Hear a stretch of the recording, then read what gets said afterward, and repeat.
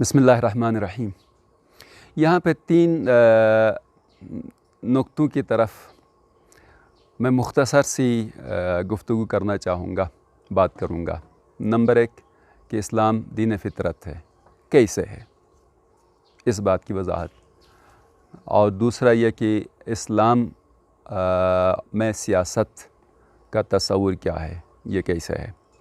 اور تیسرا یہ کہ اگر مسلمانوں میں یا حکمرانوں میں یا ہمارے ملک میں ایک غلامانہ ذہن پایا جاتا ہے تو اس کو کس طرح سے ختم کیا جائے تاکہ اسلام ایک آفاقی دین کے اعتبار سے کائنات میں ابھر کر سامنے آ جائے اور لوگ اس نظام کو سمجھ سکیں۔ تو سب سے پہلے اس بات کی طرف میں جاتا ہوں کہ اسلام دین فطرت ہے۔ دیکھیے کہ انسان فطری طور پر ایک حقیقت کی طرف جستجو کرتا ہے اور اس کو حقیقت کی تلاش ہے۔ اگر انسان کے اندر آرزوئیں ہیں تو ان آرزوؤں تک پہنچنے کے بھی کچھ حقائق ہیں۔ جس انسان کے اندر کسی کمال تک پہنچنے کی تمنا کا آ جانا، آرزو کا پیدا ہونا بتلا رہا ہے کہ ایک کمال واقعی موجود ہے جس تک وہ پہنچنے کی آرزو کر رہا ہے۔ جس طرح سے ایک پیاس لگتی ہے، پیاس لگتی ہے تو پانی کی طلب ہوتی ہے، تو واقعاً کہیں پر پانی موجود ہے جبھی تو اس کو پیاس لگی اور اس کی تلاش میں نکلتا ہے اور پانی تک پہنچتا ہے۔ اسی طرح سے اگر انسان کے اندر جب ہم دیکھتے ہیں کہ وہ کسی کمال تک پہنچنے کی آرزو رکھتا ہے، سعادت تک پہنچنے کی آرزو رکھتا ہے، جو تکالیف رنج و آلام میں مبتلا ہے اس سے نجات پانے کی آرزو رکھتا ہے، تو واقعی طور پر کوئی نجات ہے، کوئی سعادت ہے، کوئی کمال ہے، کوئی خیر ہے جس کی یہ آرزو رکھتا ہے۔ تو یہ فطری طور پر اس کے اندر ان چیزوں کا پایا جانا بتلا رہا ہے کہ واقعاً کوئی حقائق ہیں اس مادے سے ماورا اور انسان کو اس تک پہنچنا ہے، چونکہ انسان خود مرکب ہے مادہ اور روح سے۔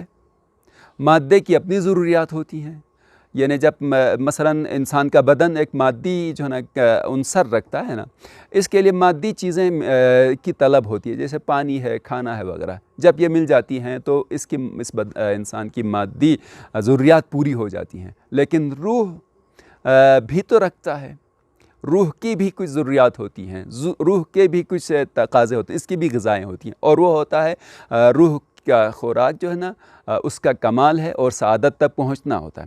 جتنا بھی اس روح کو آپ اس سے ہٹ کر چیزیں دینے کی کوشش کریں گے، ٹھیک ہے، اس سے اس کو تسلی نہیں ہوتی۔ جس طرح سے پیاسے کو آپ جو ہے نا پانی کی طلب ہوتی ہے نا، آپ شربت پلا دیں، اس کی پیاس بجھے گی؟ نہیں بجھے گی۔ جوس پلائیں، پیاس بجھ جائے گی؟ نہیں بجھ جائے گی۔ کوئی اور چیز چائے پلائیے، کیا اس کی پیاس بجھ جائے گی؟ پیاس تو جب پانی مل جائے گا، پانی پیے گا تو بجھے گی۔ اسی طرح سے روح بھی کمال تک پہنچنے کی طلب رکھتی ہے اور تلاش میں ہے، لہٰذا جب تک اس کو وہی چیز نہ ملے اس وقت تک اس کے اندر تڑپ موجود ہوگی۔ پس اگر 2 نمبر کی چیزیں اس کو دیتے رہیں تو ٹھیک ہے، کچھ عرصہ اس کا سفر تو رک جائے گا، لیکن وہ تسلی روح کو نہیں ہوگی۔ تو انسان کے اندر یہ بلند آرزوؤں کا پایا جانا، کمال تک پہنچنے کی آرزو کا پایا جانا، سعادت حاصل کرنے کی آرزو کا پایا جانا بتا رہا ہے کہ یہ ایک مادی موجود نہیں ہے بلکہ ایک غیر مادی پہلو بھی رکھتا ہے اور اس تک پہنچے گا، اس کمال تک پہنچے گا۔ تو اس لحاظ سے جو تعلیمات اور پہنچنے کا جو طریقہ بیان کیا گیا ہے اسے دین اسلام کہتے ہیں۔ اس اعتبار سے اسلام دین فطرت ہے، چونکہ انسان کی روح کے اعتبار سے اسلام میں تعلیمات موجود ہیں، ہدایت موجود ہیں، اور لہٰذا اسلام ایک دین فطرت ہے۔ فَأَقِمْ وَجْهَكَ لِلدِّينِ حَنِيفًا فِطْرَةَ اللَّهِ الَّتِي فَطَرَ النَّاسَ عَلَيْهَا، پس اپنے چہرے کو دین کی جانب سیدھا رکھو۔ فطرت اللہ التی فطر الناس علیہا، یہ وہ فطرت ہے جسے خالق کائنات نے تمام انسانوں کو اس پر خلق کیا ہے۔ تو ایک مختصر سی مثال کے ذریعے سے میں نے آپ کی خدمت میں عرض کیا کہ انسان اس کمال تک پہنچنے کی طلب رکھتا ہے، جستجو کر رہا ہے، تو اس تک پہنچنے کا طور طریقہ اسلام نے بیان کیا ہے، لہٰذا اسلام ایک دین فطرت ہے۔ یہ یہاں تک میں مختصر سا عرض کرتا ہوں تاکہ جو نا دو نکات جو ہیں اس کی طرف بھی ہم جا سکیں۔ دوسرا یہ کہ اسلام اور سیاست کا تعلق، تو اس میں بھی ایک مختصر اور جامع جملہ عرض کروں گا۔ کانا انبیاء بنی اسرائیل یسوسہم بینہم، بنی اسرائیل کے انبیاء اپنی امتوں کے درمیان سیاست کرتے تھے۔ ٹھیک ہے، سیاست جو ہمارے ہاں معاشرے میں رائج ہے کہ مختلف قسم کے وعدے دے کر، عوام کے سامنے آ کر وعدے دے کے ووٹ لینے کے بعد بدل جانے کا نام سیاست رکھا۔ وہ حالانکہ اگر سیاست واقعی طور پر سیاسیات پڑھنے والا ایک اسٹوڈنٹ جب جو ہے نا اس تھیوری کو پڑھتا ہے سیاست کی، معنی اور مفہوم کو پڑھتا ہے سیاست کے، تو اس کو یہ معلوم ہو جاتا ہے، اور واقعاً بھی ایسے افراد کہ سیاست نام ہے، گھر کو چلانے کے تدبیر سے لے کر اجتماعی نظام کو بھی احسن طریقے سے چلانے کے طور طریقے کا، کہ آپ اس نظام مملکت کو کس طرح احسن طریقے سے چلا سکتے ہیں اور کاروان انسانیت کو کس طرح سے اس مقصود واقعی تک پہنچا سکتے ہیں، اس مقصد حقیقی تک پہنچا سکتے ہیں، اس طور طریقے کا نام ہے سیاست۔ چنانچہ آپ دیکھیں فارابی جن کو معلم اول کہا گیا ہے، معلم اول ارسطو ہے، جو قبل از جو نا حضرت عیسیٰ علیہ السلام کی پیدائش سے پہلے کے زمانے کا فلسفی ہے، ان کو معلم اول کہا گیا، فلسفے میں لقب ملا ہے۔ اور اس کے بعد جس کو معلم ثانی نام دیا ہے وہ جناب فارابی ہیں۔ فارابی نے ایک تصور دیا ہے مدینہ فاضلہ کا، آئیڈیل سوسائٹی۔ اس آئیڈیل سوسائٹی میں سب سے پہلے معاشرے کو تقسیم کرتا ہے، چھوٹا معاشرہ، درمیانی طبقے کا معاشرہ، اس پہ جانا نہیں چاہتا میں تفصیل میں، اور ایک کامل معاشرہ۔ جب بھی کامل معاشرہ ہوگا اس میں انسانی طبقات اور قبائل کے لیے ایک ایسے رہنما کی ضرورت ہوتی ہے کہ جس کا تعلق وحی کے ساتھ بھی مرتبط ہو اور غیب سے بھی اس کا رابطہ ہو، اور اس کی شرائط بھی اس نے تقریباً 12 شرائط بتائے ہیں اس رہنما کے لیے۔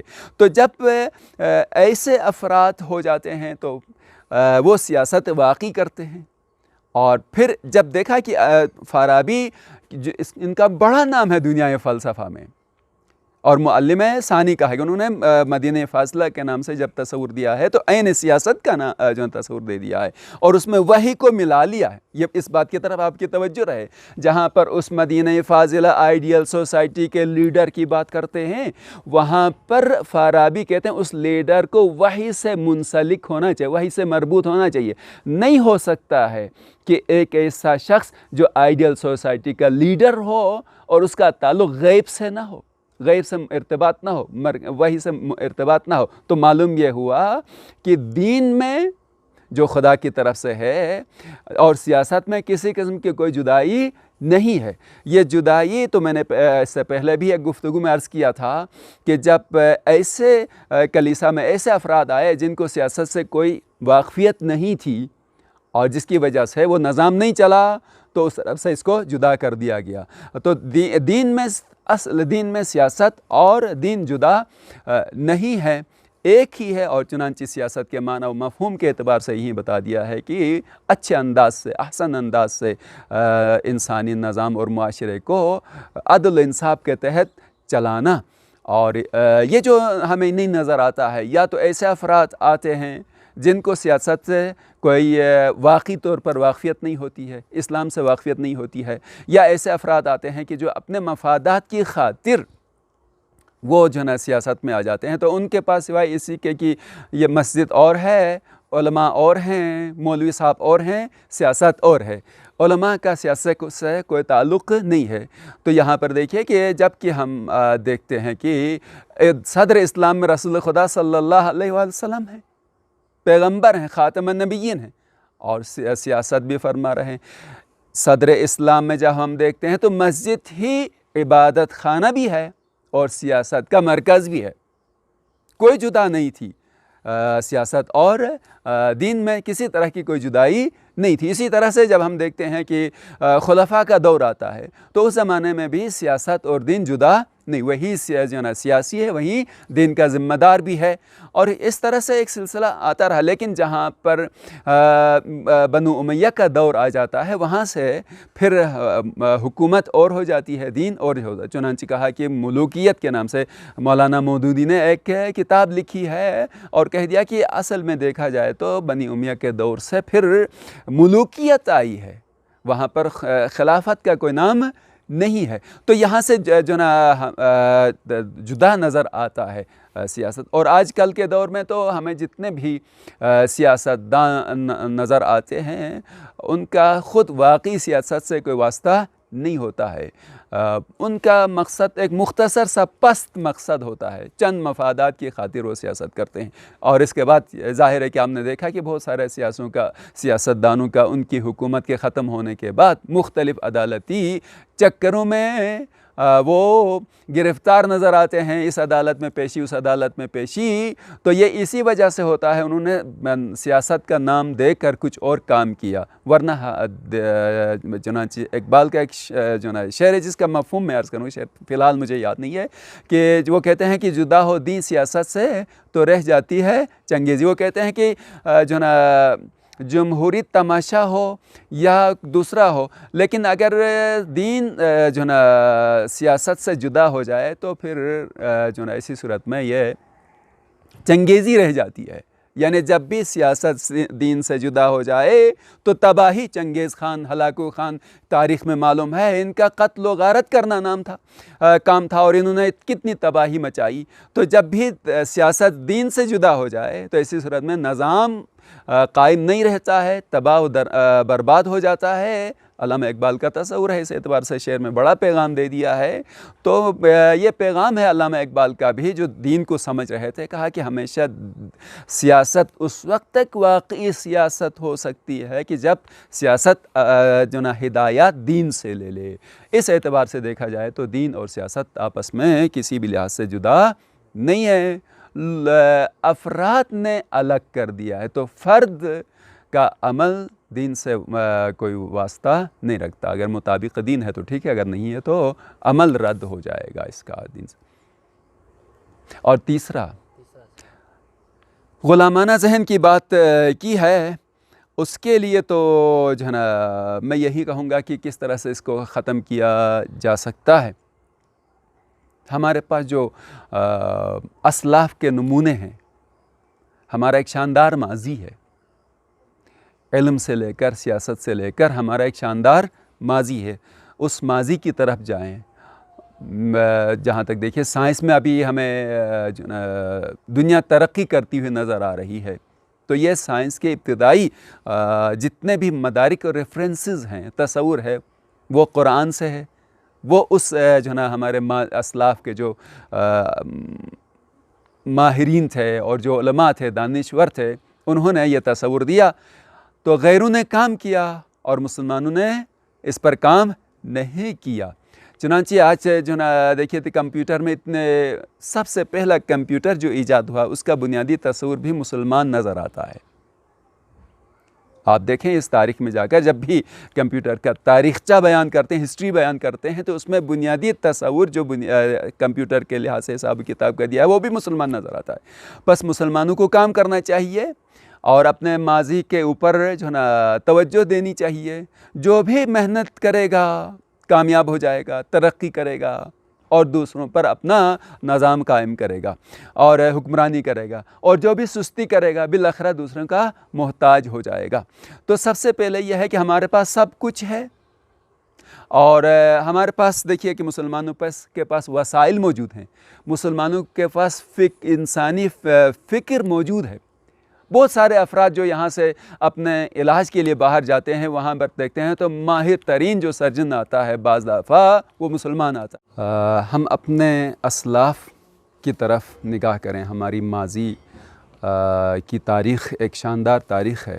اگر وہ مسلمان کم ترین وسائل کے باوجود بھی اس طرح سے ایک باعزت نظام چلا سکے ہیں اور سب کے لیے نمونہ بنے ہیں، اور ایک آزاد مسلمانوں کی حیثیت سے زندگی کی ہے انہوں نے، تو انہی وسائل کے ذریعے سے، انہی تعلیمات کے ذریعے سے ہم بھی غلامانہ ذہن سے چھٹکارا حاصل کر سکتے ہیں۔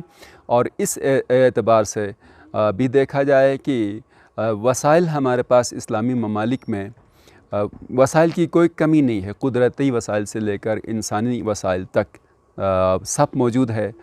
فکر مسلمانوں نوجوان نسل میں ایسے افراد بھی پائے جاتے ہیں جو فکری اعتبار سے، ذہن کے اعتبار سے کسی بھی قوم سے اور کم نہیں ہے، بلکہ علامہ اقبال نے اپنے بیانات میں فکر ہندی کو سراہا ہے کہ جب پاکستان بنا ہی نہیں تھا تو اس وقت کے حوالے سے بات کر رہے ہیں کہ جو نا ذہن ہندی کو سراہا ہے، تو ذہن موجود ہے، سوچ بچار موجود ہے ہمارے پاس، لہٰذا اس ذہن سے، اس پوٹینشل جو توانائی ہے اس سے استفادہ کیا جائے تو مسلمان غلامی سے نکل سکتا ہے۔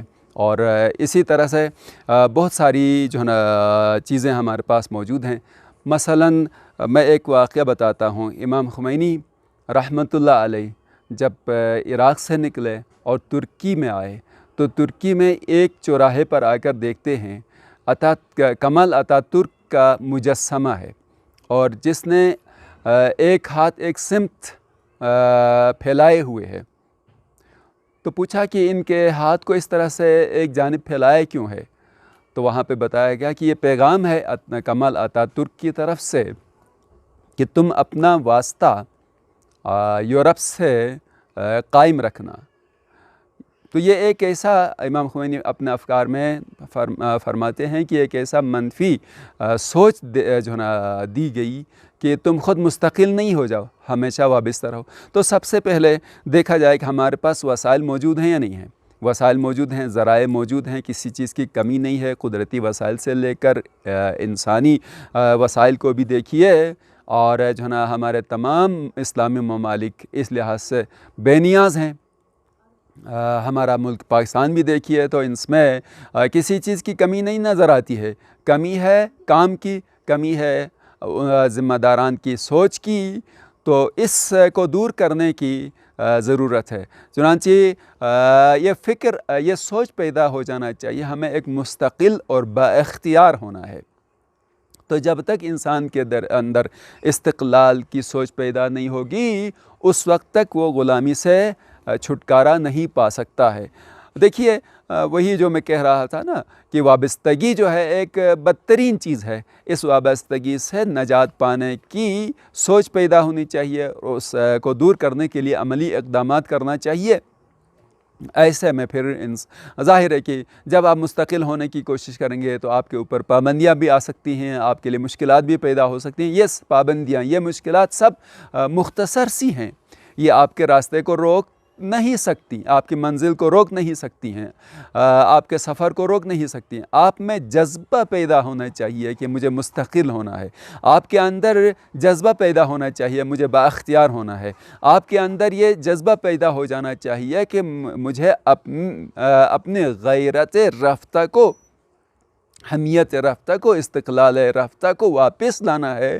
تو ایسے میں آپ کے اندر ایک استغنا پیدا ہو جائے گا، آپ کے اندر ایک بے نیازی کی سوچ پیدا ہو جائے گی، آپ کے اندر استقلال کی فکر پیدا ہو جائے گی، اور جب یہ فکر پیدا ہو جائے گی تو آہستہ آہستہ رفتہ رفتہ آپ مستقل ہو جائیں گے، اور جب آپ مستقل ہو جائیں گے تو غلامی سے آپ کو چھٹکارا مل جائے گا۔ تو سب سے پہلے یہ ہے کہ ہم دیکھیں کہ کون ہے کہ جو اس غلامی سے نکلنے کی کوشش کر رہا ہے۔ اصلاً کوشش ہی نہیں ہو رہی ہے، بلکہ اسلامی ممالک کو روز بروز وابستہ بنانے کی کوشش کی جاتی ہے، خود انہی کی طاقت، خود انہی کے قدرتی وسائل کو سلب کر کے چھین کر۔ تو میں اپنا جب جو نا قدرتی ذریعہ غیر کے حوالے کروں گا تو ہمیشہ آپ کا استحصال کرے گا۔ مجھے اپنے استحصال کی طرف نگاہ کرنی چاہیے، کیوں میرا استحصال ہو رہا ہے، کس لیے ہو رہا ہے، اس سے نکلنے کی مجھے کوشش کرنی چاہیے۔ دیکھیے کہ میں بار بار مثال دیتا ہوں اسلامی جمہوریہ ایران کی، اس وقت ایک مستقل ملک ہے، بہت ساری پابندیوں کے باوجود بھی ایک مستقل ملک ہے۔